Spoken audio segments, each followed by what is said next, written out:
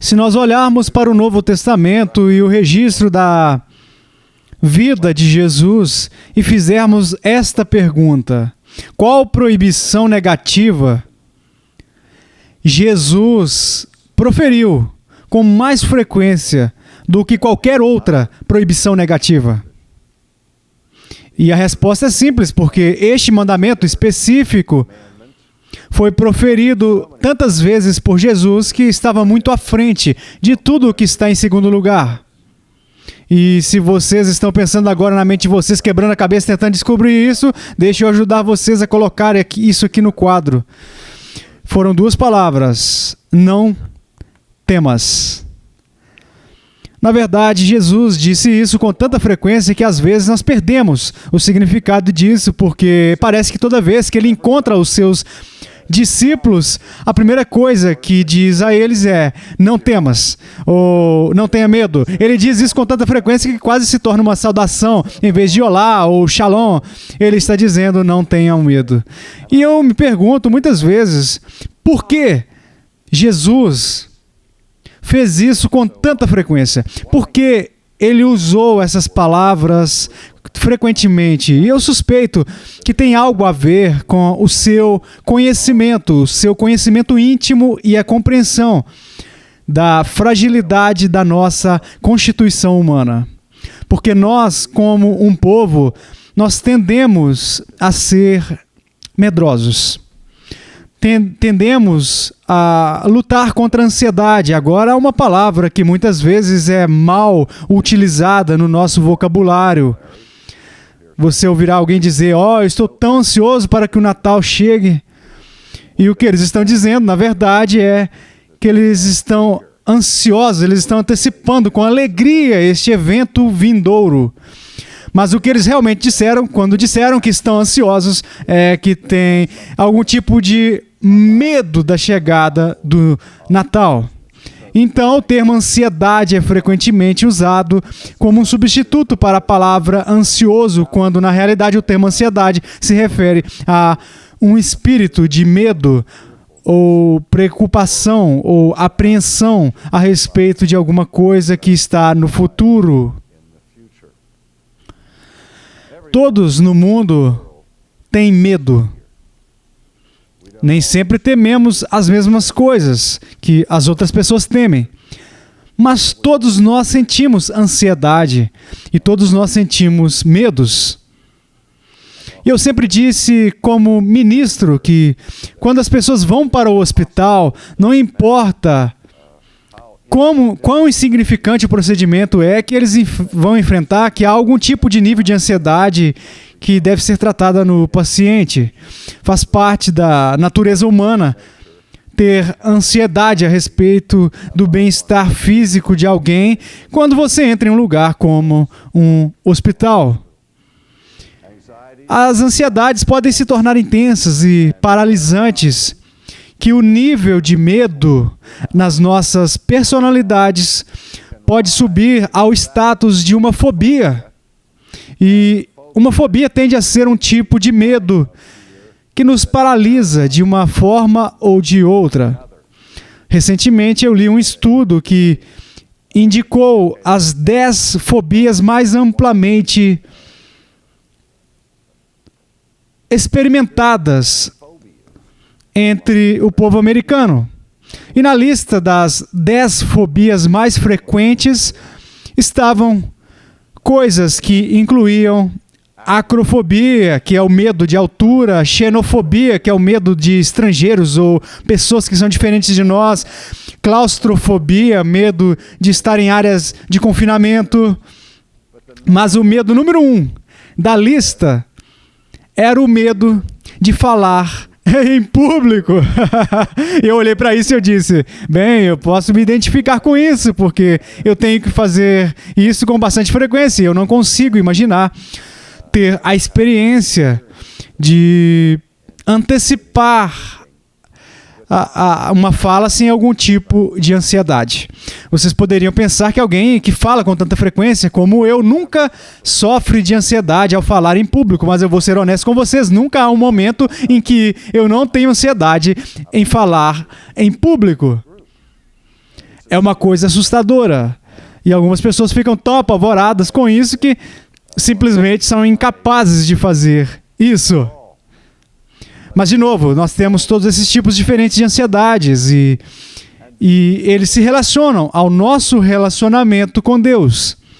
Deixa eu voltar a atenção de vocês para uma parte do Sermão do Monte, onde eu acho que eu já ouvi falar em um ponto ou outro, mas não passamos muito tempo falando sobre isso, onde encontramos em Mateus, capítulo 6, começando no versículo 25, essas palavras de Jesus.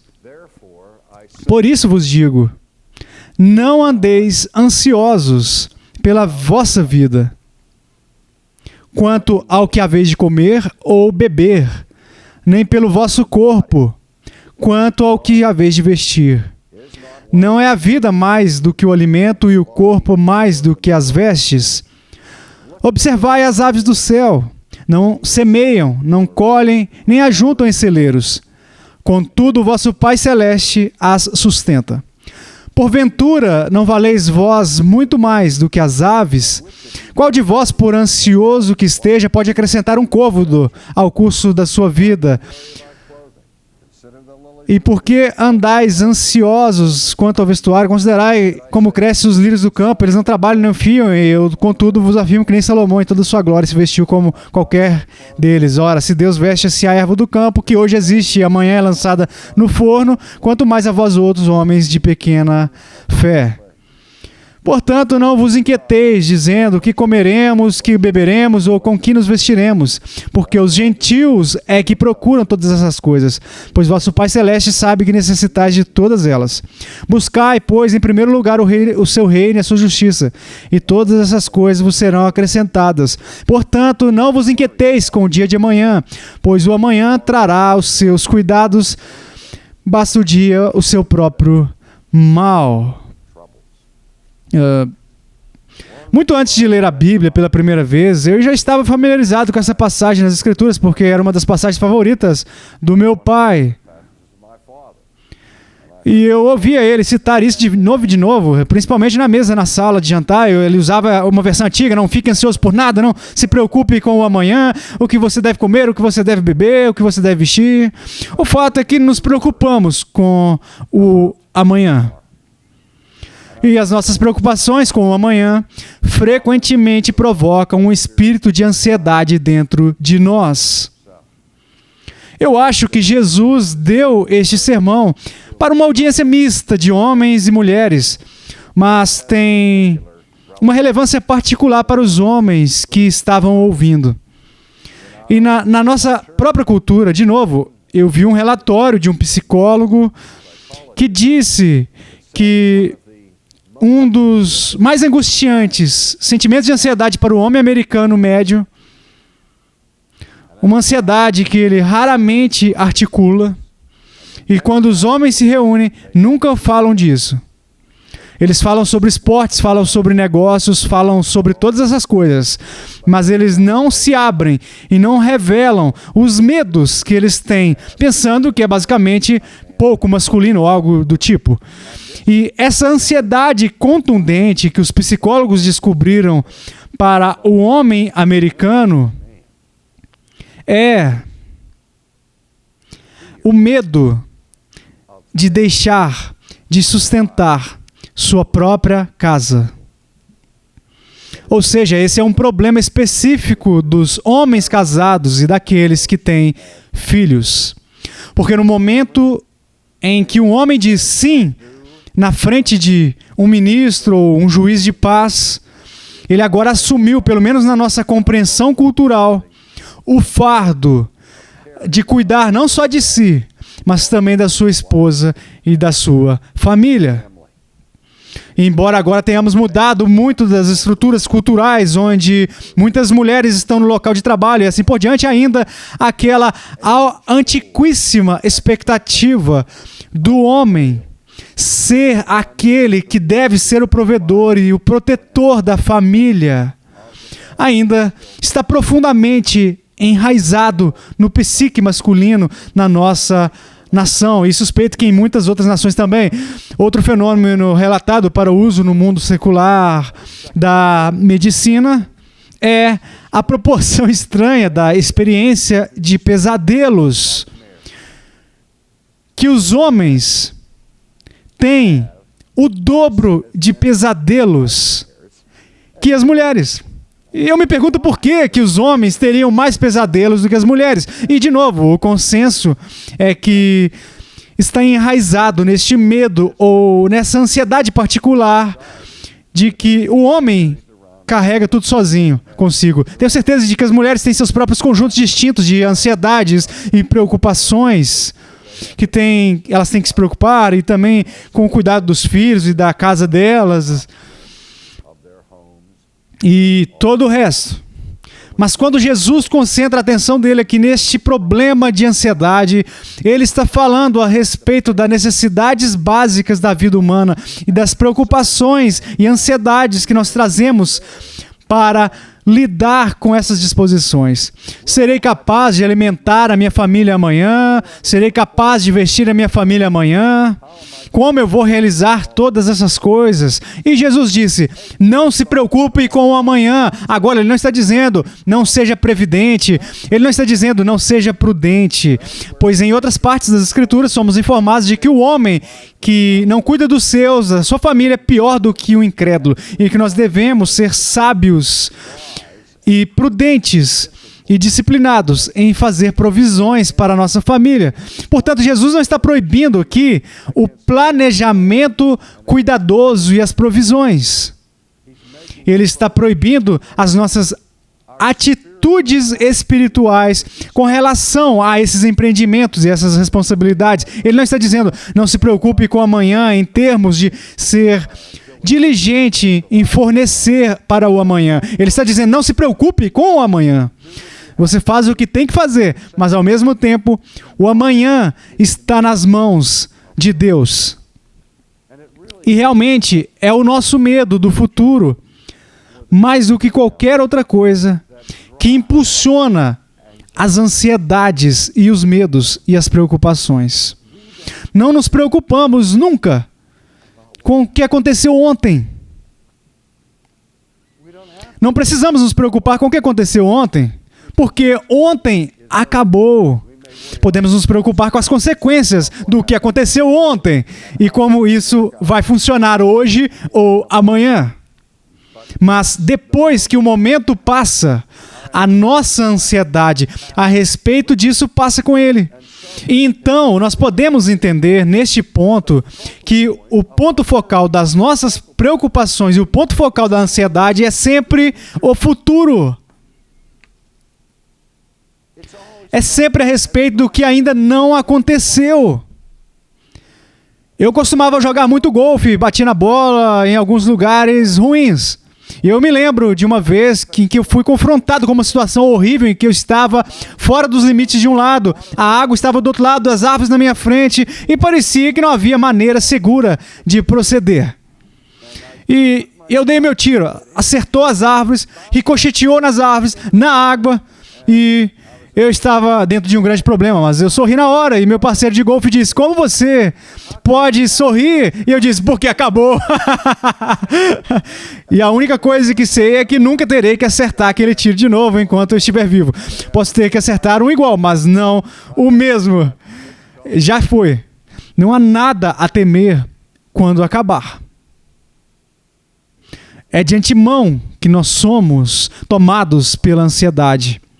Porque nós não sabemos o quão difícil ou doloroso ou problemático os problemas que nós enfrentaremos amanhã irão ser. Agora, quando Jesus diz aos que estão reunidos, para eles não ficarem ansiosos, não se preocuparem, e ele diz que vocês não podem acrescentar um covo ao tamanho de vocês, não se preocupe com isso, a preocupação não resolve nenhum problema. Então, ele os repreende por terem pouca fé. Agora, por que ele faz isso? Quando é a nossa natureza nos preocupar com as coisas que podem acontecer conosco e que muitas coisas que podem acontecer conosco e vão acontecer conosco são dignas de medo. Porque existem coisas terríveis por aí. Existem coisas dolorosas que nós podemos experimentar. E nem todas as nossas preocupações passam despercebidas. Podemos nos lembrar de Davi dizendo: a coisa que eu mais temia veio sobre mim. E ainda, ao mesmo tempo, a dor daquela coisa que ele mais temia é algo que o machucou por muitos, muitos anos, antes de realmente acontecer. O que nos disseram que o covarde morre 1000 vezes, mas o corajoso só morre uma vez.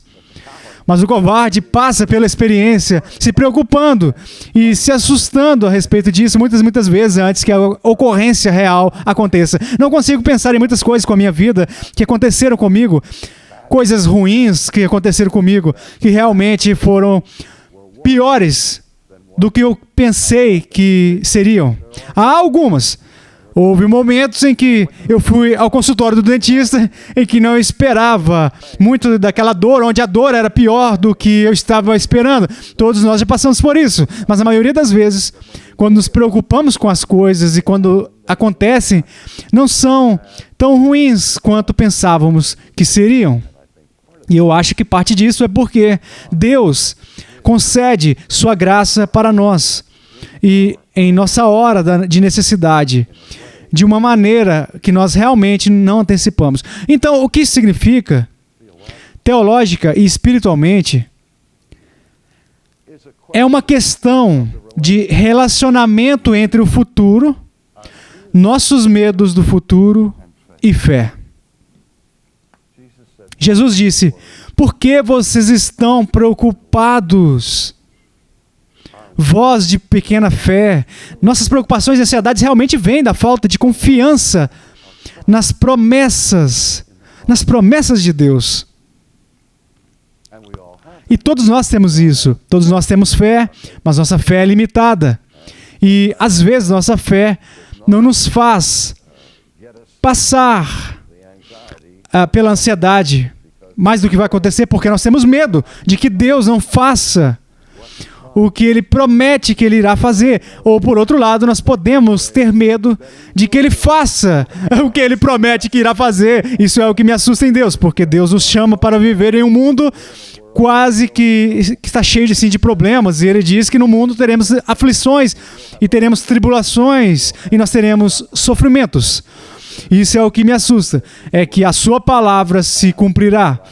Mas eu tenho que ouvir, como já vimos no problema do sofrimento, o outro lado dele, onde Deus promete a sua presença e a sua graça para nos sustentar nos empreendimentos mais difíceis da humanidade.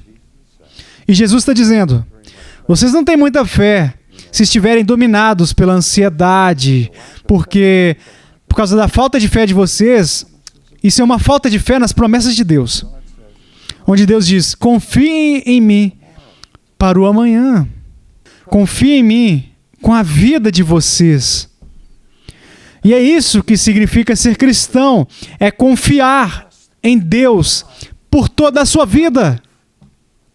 Eu tenho que confiar em Deus, não apenas pelo que como, pelo que bebo e pelo que visto, mas também tenho que confiar em Deus para saber como vou morrer, quando vou morrer, onde vou morrer e o que vai acontecer com a minha família e todo o resto quando eu morrer. Nós temos que confiar em Deus para o futuro. E eu acho que a maior cura que existe, a cura simples, mas não é tão simples quanto o que parece, é simples de entender, mas é difícil de aplicar.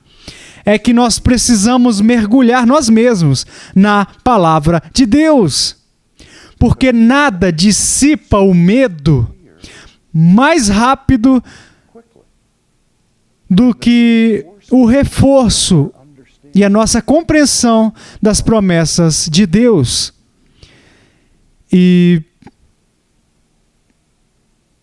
e o conhecimento da presença de Deus. Mas nós temos medo de que Ele não esteja lá quando nós precisarmos dele, ou que Ele não faça o que Ele disse que Ele ia fazer. Agora, como eu disse em alguns momentos, existem todos os tipos diferentes de ansiedade e eles estão relacionados, como eu disse, no futuro. E eu vou distinguir entre 3 tipos de medo, ou preocupação, ou ansiedade que afligem a nós. O primeiro é um medo objetivo, específico, como eu já mencionei, como uma fobia, onde nós temos medo de lugares pequenos, ou nós temos medo de falar, ou temos medo de morrer, ou temos medo da dor, ou medo do dentista, medo de gatos, medo de cobras, medo de aranhas. Esses são medos e ansiedades específicos e que temos, e há maneiras específicas de lidar com eles, como todos nós sabemos. Mas em distinção desse tipo de medo, há outro tipo de medo que pode ser extremamente debilitante. E é a respeito disso que os filósofos existenciais falavam frequentemente quando falavam sobre a experiência da angústia, onde definiram a angústia ou ansiedade como sendo um anônimo do medo. É uma condição que eu acho que todos nós experimentamos em um grau ou outro, onde você está acompanhando ao redor, seu estômago está revirando, suas mãos estão tremendo um pouco, você sabe que está com medo, pode estar tendo um ataque de ansiedade e não tem ideia do motivo. Isso tem a ver com o medo em geral. E, de novo, quando os filósofos analisam isso, eles falam a respeito desse tipo de medo que pode ser tão assustador e paralisante para nós quanto inespecífico. Não sabemos por quê. É por isso que os psiquiatras ganham dinheiro. Alguém irá até eles e dirá: eu estou sofrendo de ansiedade, mas não sei do que eu estou com medo. E o psiquiatra terá que sondar, cavar e tentar descobrir o que está incomodando a pessoa. Bem, pode haver todos os tipos de coisas ocultas envolvidas nisso. Contei a história da ansiedade que eu sinto quando eu estou esperando por um amigo ou pela minha esposa para chegar em casa e que ela já está atrasada. E ela não precisa se atrasar 1 hora para eu começar a ficar ansioso, nervoso. Se ela está 5 minutos atrasada, eu começo a pensar, começo a me perguntar, começo a me preocupar. Onde ela está? O que aconteceu com ela? Ela sofreu um acidente no trânsito? Começo a imaginar todas essas coisas que poderiam ser tão terríveis e fico cada vez mais ansioso. E eu me lembro de uma vez esperando um amigo chegar na minha casa e ele não estava lá no momento certo. Eu comecei a andar para cima e para baixo, na frente da janela lá da minha sala, e cada vez mais nervoso, observando a estrada para ver se via o carro dele chegando. E no meio de tudo isso, essas palavras me vieram à mente. Uma panela vigiada não vai ferver. Você já ouviu esse ditado muitas e muitas vezes. Você pode olhar para aquele pote, aquela panela e procurar as bolhas, e elas nunca virão enquanto você estiver olhando. Você tem que sair da sala antes que a água comece a ferver.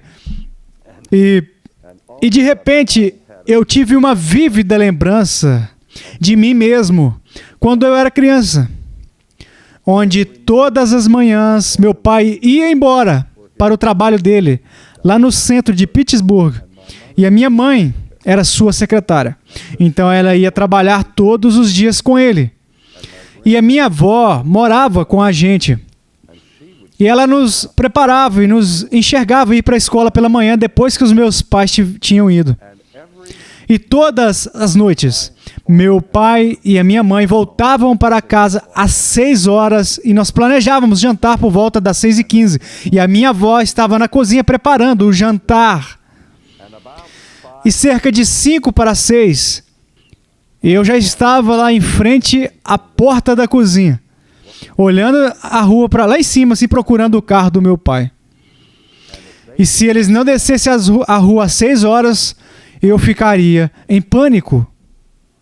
Eu estava pensando que eu seria um órfão Eles não vão voltar para casa. Agora, essa foi a reação de uma criança que estava insegura quanto à segurança, que queria que seus pais estivessem seguros para estarem vivos e bem e para voltarem para casa todos os dias após o trabalho. E a minha avó estava perto do fogão, me observando, ansiosa. E é aí que ela me dizia, uma panela observada nunca vai ferver, vá para outra sala, vai brincar com outra coisa. Eles vão estar aqui. Ela sabia com o que eu estava preocupado.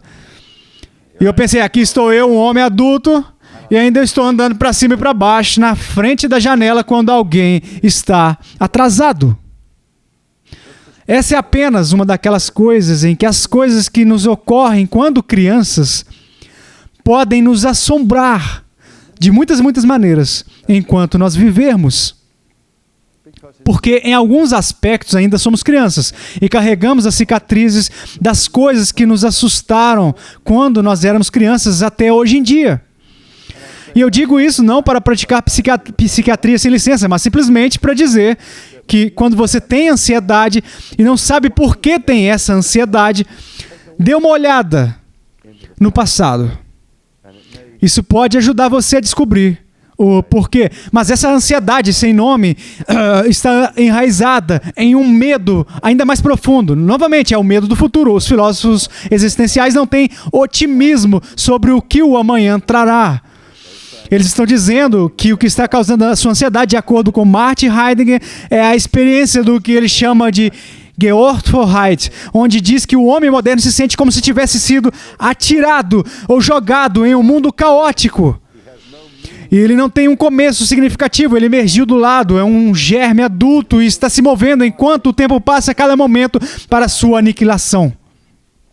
Então, estamos meio que suspensos entre o nascimento e a morte, no contexto de uma vórtice de falta de sentido.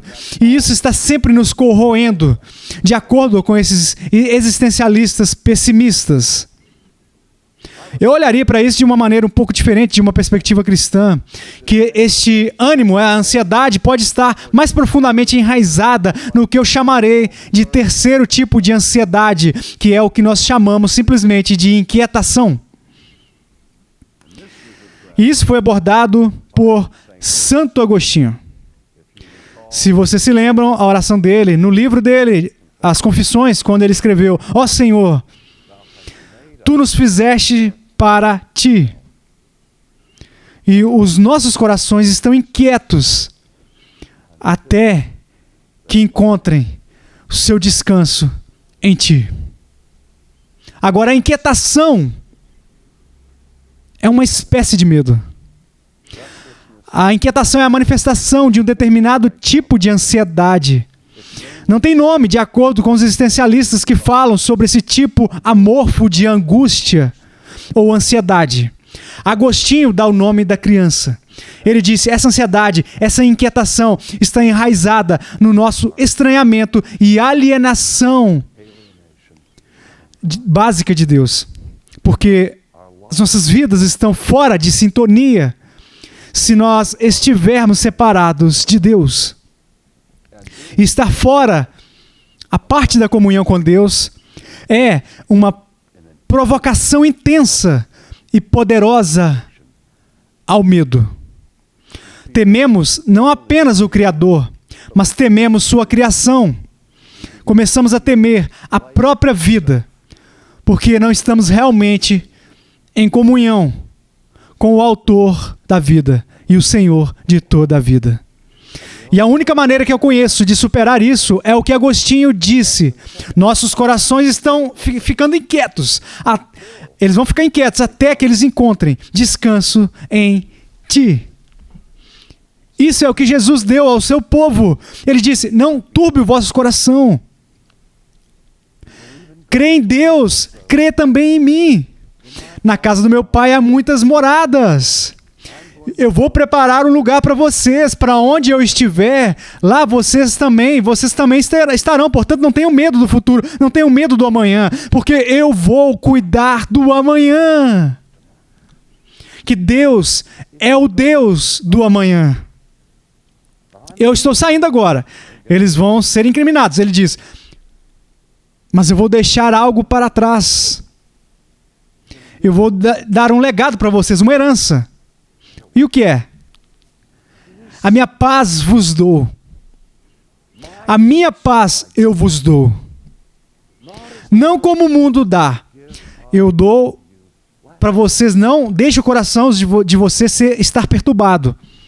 Em outras palavras, a paz que Jesus está falando aqui é o oposto da inquietação.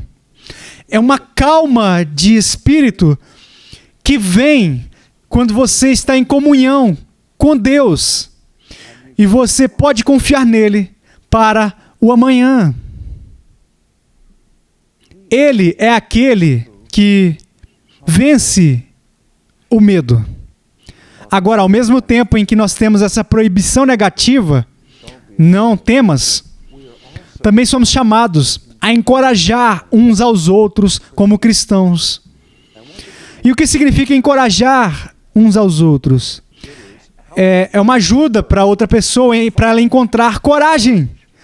Em muitos aspectos, acho que uma das razões pelas quais a nação respondeu tão positivamente ao Mágico de Oz é que nos identificamos com algum dos personagens, entre os quais era o Leão Covarde.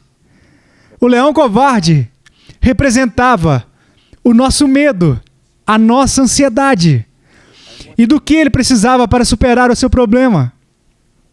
Ele estava procurando coragem. Ele precisava de coragem. E é por isso que nós precisamos encorajar uns aos outros, porque todos nós precisamos de coragem. Agora, deixa eu terminar dizendo isso. Qual é o ingrediente indispensável e necessário para ter coragem? Para ter coragem. O que você precisa ter? Absolutamente, antes de ter coragem. É a condição sine que não dá coragem. Uma pré-condição necessária para a coragem. Você tem que ter ou não ter a coragem. Você pode ter isso e não ter coragem, mas não pode ter coragem sem ter isso. Aqui está o que é, pessoal, medo. Por que eu digo isso? Porque não é preciso coragem para fazer o que você tem medo de fazer. Coragem existe para quem tem medo. Ter coragem é fazer o que você está ansioso, fazer o que você tem medo de fazer. E é por isso que nós precisamos encorajar uns aos outros, ajudar uns aos outros a superar as ansiedades, os medos, as apreensões que nos impedem de viver para Deus.